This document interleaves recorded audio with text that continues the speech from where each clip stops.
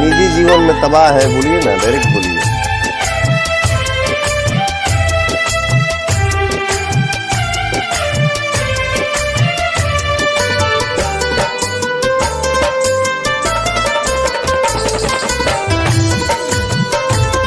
ना पैसे उड़ाना, कुछ पैसे बचा के लेकर आगे को तेरे काम में हम तो चले जाएंगे, जिंदगी भर तेरे साथ थोड़ी बैठे।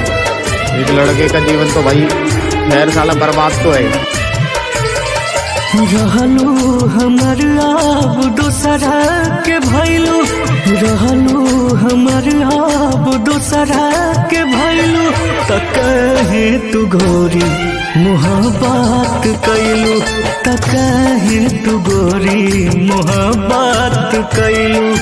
कौना जन्मवा के बदला सधैलू, कौना जन्मवा के बदला सधैलू, त कहे तू गोरी मोहब्बत कैलू, त कहे तू गोरी मोहब्बत कैलू।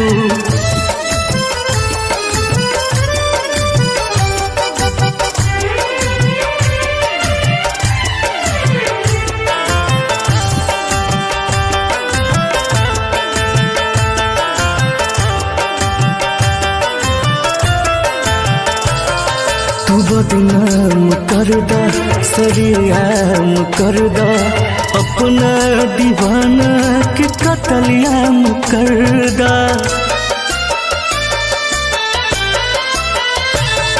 तू बदनाम कर दा, सरियाम कर दा, अपना दीवाना के कतलियाम कर दा।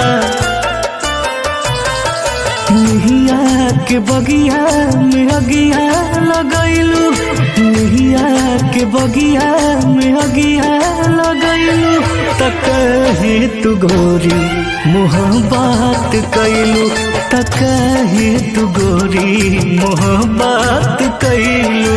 कौना जन्मवा के बदला सधैलू, कौना जन्मवा के बदला सधैलू, त कहे तू गोरी मोहब्बत कैलू, त कहे तू गोरी मोहब्बत कैलू।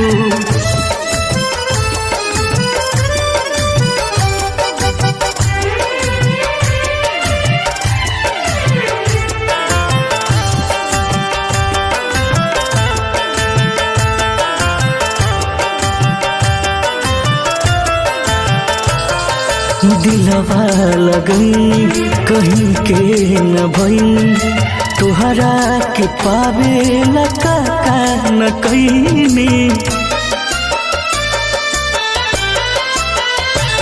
हाँ दिलवा लगन कहीं के न भई, तुहरा के पावे लका न कहीं।